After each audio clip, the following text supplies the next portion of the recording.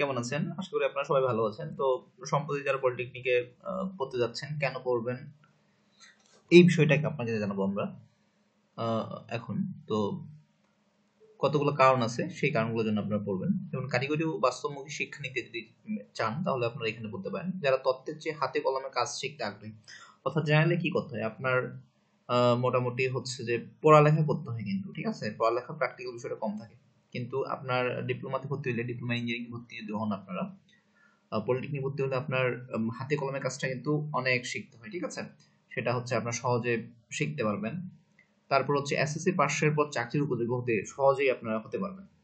তার কারণ এসএসসির পর হচ্ছে আপনার 4 বছর মেয়াদী ডিপ্লোমা ইন পলিটেকনিক ইঞ্জিনিয়ারিং যদি পলিটেকনিক থেকে করেন, সেই ক্ষেত্রে আপনার সহজে কিন্তু আপনার চাকরিটা পেয়ে যাবেন, ঠিক আছে। কিন্তু জেনারেল থেকে যদি করেন, সেই ক্ষেত্রে আপনার হচ্ছে যে অনার্স মাস্টার্স এগুলো কমপ্লিট করতে আপনার যেটা সময় লাগবে। আপনার পরিবারিক আর্থিক অবস্থা যদি খারাপ হয়ে থাকে, সেক্ষেত্রে আপনারা ডিপ্লোমা ইন ইঞ্জিনিয়ারিং করে সহজে কিন্তু চাকরি করতে পারবেন। তারপর কম খরচে ভালো শিক্ষা ব্যবস্থা চায়। আপনার যদি কম খরচে পড়তে চান, তার কারণ সরকারি পলিটেকনিকে কিন্তু খরচগুলো অনেক কম হয় থাকে খরচ। সেক্ষেত্রে যদি আপনার বাসা থেকে পড়ালেখা করতে পারেন, সেক্ষেত্রে আরো অনেক খরচ কম হবে। এখানে খরচ কম, তাই হচ্ছে আপনার। তাছাড়া হচ্ছে যে আপনার এখান থেকে কিন্তু উপবৃত্তি পাবেন আপনারা 4800 টাকা, 4000 টাকা, ঠিক আছে। প্রতি সেমিস্টারে আপনার 4000 টাকা করে পাবেন আপনারা। সেক্ষেত্রে ওই টাকা দিয়ে আপনারা কিন্তু বাসা থেকে সহজেই চলতে পারেন, সেখানে কোনো এক্সট্রা কোনো খরচই থাকবে না আপনাদের। তারপর চলমান প্রযুক্তির সাথে তাল মিলিয়ে যদি চলতে চান, সেই ক্ষেত্রে আপনারা পলিটেকনিক শিক্ষা অর্জন করতে পারেন, ঠিক আছে। তারপর হচ্ছে ভবিষ্যৎ ব্যাচেলর বা উচ্চতর ইঞ্জিনিয়ারিং ডিগ্রি নিতে যদি আপনারা চান, সেক্ষেত্রে আপনারা করতে পারেন। ডিপ্লোমা শেষ করে আপনারা বিএসসি করতে পারবেন, আপনার চাকরি করবেন, পাশাপাশি বিএসসি করবেন, ঠিক আছে।